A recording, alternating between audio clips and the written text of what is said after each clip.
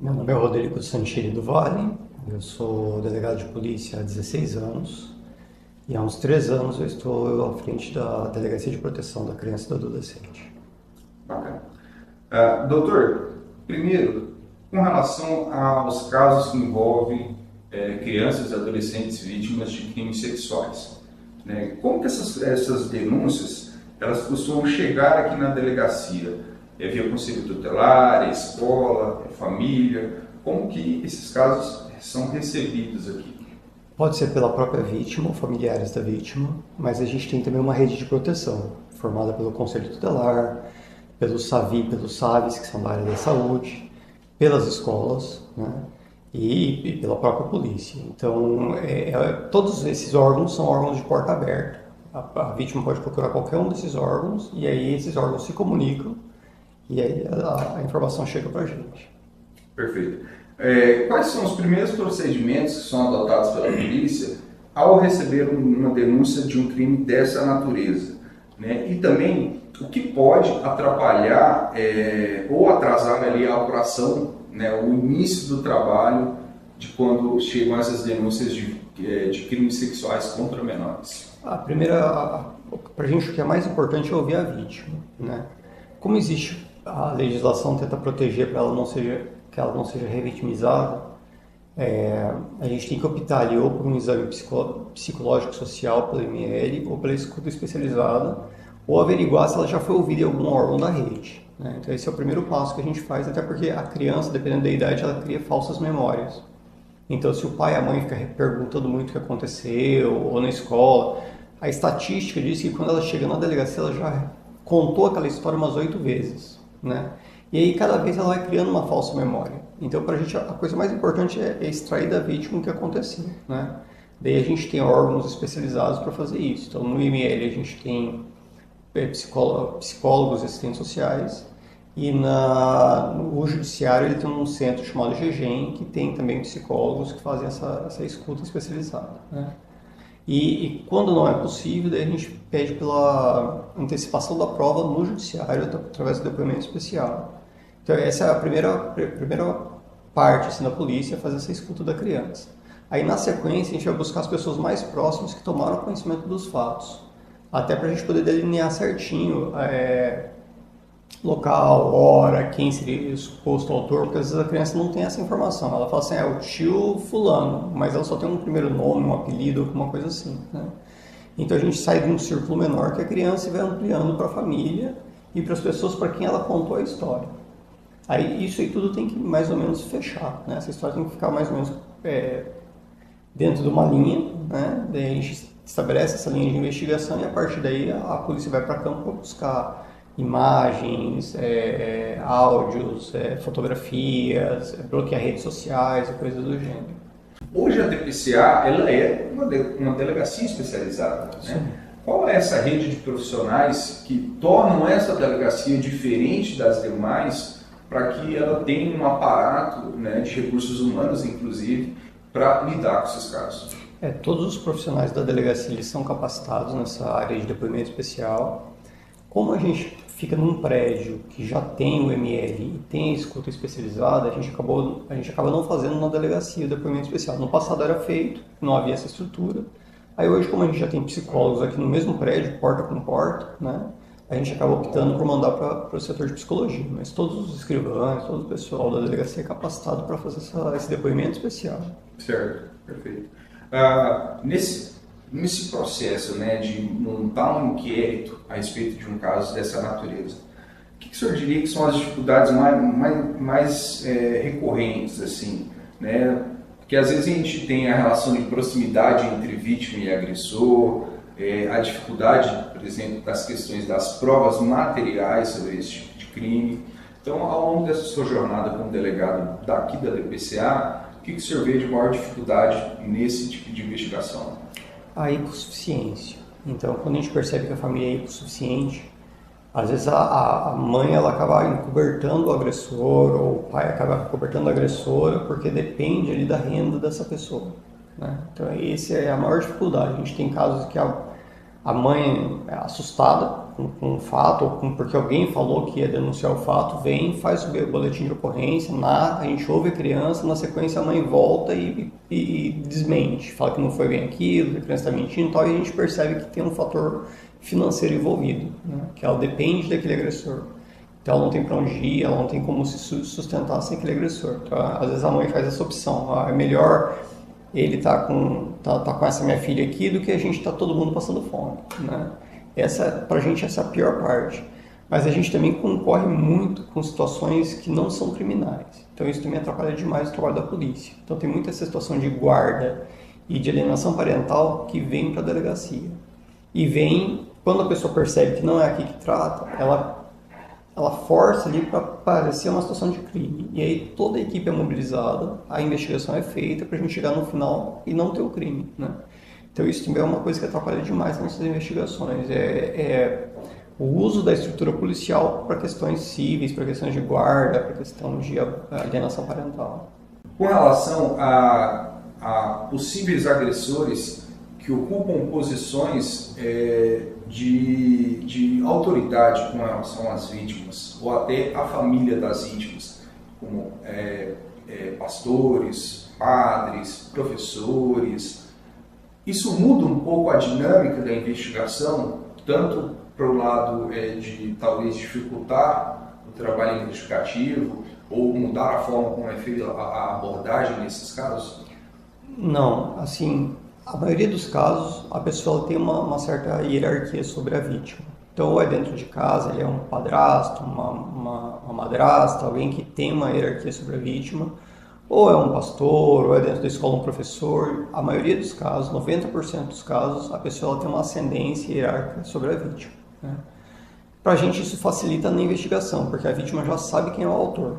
O que dificulta é a notificação, é esse fato chegar para a gente. Então, como essa pessoa é dotada de uma autoridade, às vezes a própria vítima fica com medo de denunciar, porque na cabeça dela, às vezes aquilo não é errado. Principalmente crianças pequenas, ela às vezes assimila que aquele é o padrão correto, né? É o meu pai que está fazendo isso, então isso é amor, né?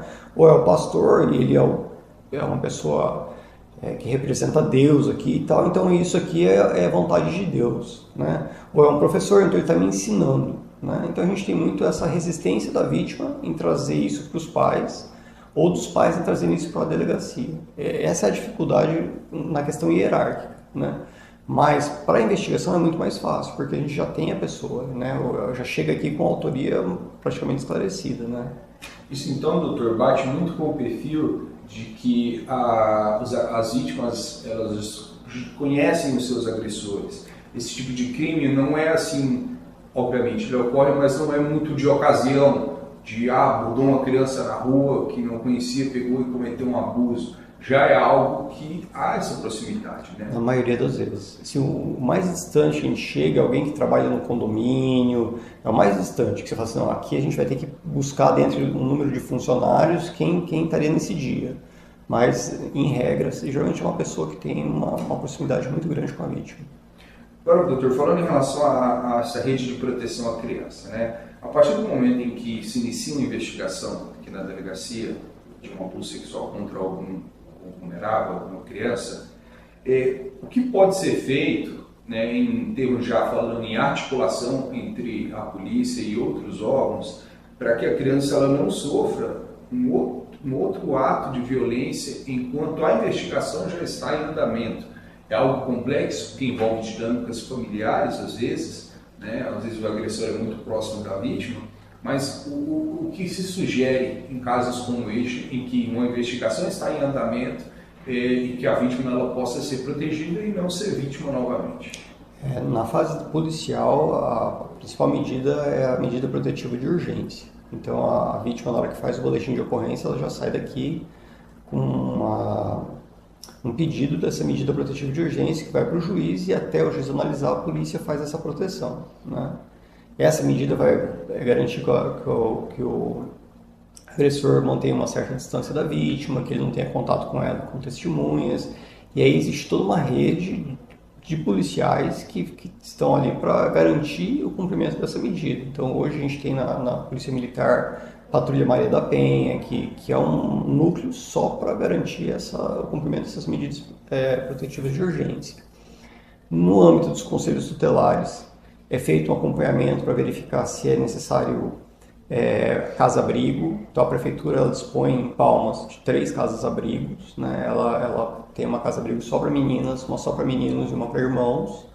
Então a gente também articula isso com a rede, se a gente vê que não tem como, se às vezes é o único responsável pela criança que está abusando dela, né? Não tem com quem deixar essa criança é colocada nessa casa-abrigo e isso é comunicado para o juiz para ser feito um procedimento ali para conseguir um tutor, alguém para responder por essa criança. Perfeito. As últimas perguntas, doutor. Um dos casos apurados na reportagem do jornal Primeira Página, as vítimas elas foram atendidas inicialmente na escola.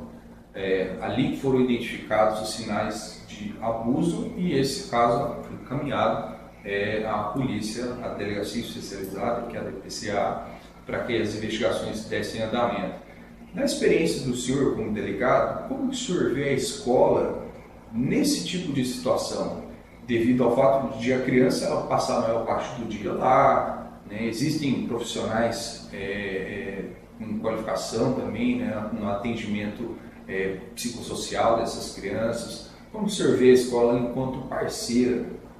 A escola geralmente ela é uma das primeiras a serem informadas, né? Então, ou às vezes é a primeira que nota, né? Então, às vezes a criança está se automutilando, ela começa a ir com uma roupa comprida, ou ela ela tem uma facilidade de se comunicar, ela começa a ficar calada. Então, a escola às vezes consegue perceber isso, né? As escolas, em regra, elas têm profissionais qualificados para fazer escuta. O que acontece é que muitas vezes a criança ela vai desabafar com alguém que não é o profissional qualificado. Então ela às vezes busca uma merendeira, alguém que é da limpeza, alguém que está mais próximo dela, que ela convive mais, né?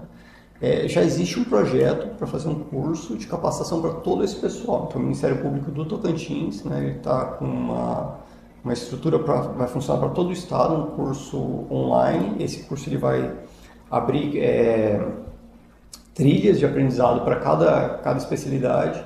E a ideia é disponibilizar isso para todos os profissionais, para que qualquer servidor da escola que tenha notícia, ele saiba como captar essa notícia para não ter que repassar isso para outro profissional, né? Então, o que às vezes acontece hoje é a pessoa tem a notícia, ela corre lá e passa para o psicólogo da escola, o coordenador da escola, e a vítima vai contar de novo, né?